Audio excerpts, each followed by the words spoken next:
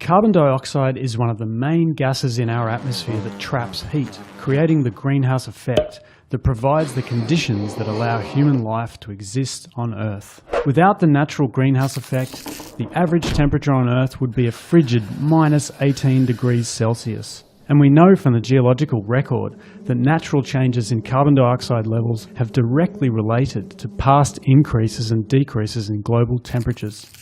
Scientists use ice core records from Antarctica to reconstruct prehistoric temperature records. And those same ice layers trap little bubbles of CO2, which means we can see how they relate over time. Temperature and CO2 have fluctuated together through ice ages and warm periods, called interglacials. Slow changes in the Earth's orbit around the Sun initiated the ice ages. CO2 was a natural amplifier, causing the global climate to warm and cool through each cycle.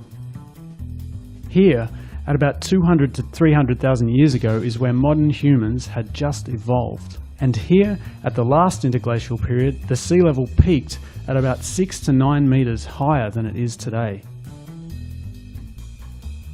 At about 20,000 years ago, we have the last ice age. At that time, kilometre-thick ice sheets spread across Europe and North America, eating up water and driving sea levels down to 130 metres lower than where we are today. From that low, cold point, the CO2 rises naturally by as much as 35 parts per million each 1,000 years, stabilising to near modern levels at around 10,000 years ago. Oh look, there's the birth of modern agriculture, and the wheel, and the pyramids in Egypt.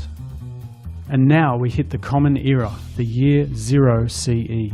At this point, the world population is just 200 million people.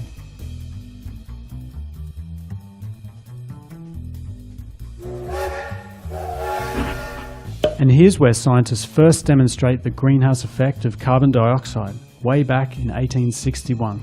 It would take until 1938 for scientists to show the Earth was warming and propose that CO2 was the cause. Here's where we are now. When the Earth warmed out of the last ice age, CO2 levels naturally increased by 35 parts per million over 1,000 years. Humans have caused CO2 to rise by this amount in just the last 17 years. And our population is at 7.5 billion people, with many cities around the world rapidly developing, increasing their CO2 output year on year.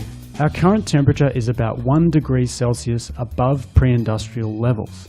This might not sound like much, but the last time our climate was that warm was the last interglacial period, when sea levels were 6 to 9 meters higher, enough to creep into cities like New York, Manila, Brisbane, and flood Bangkok, Miami, Amsterdam, and many more.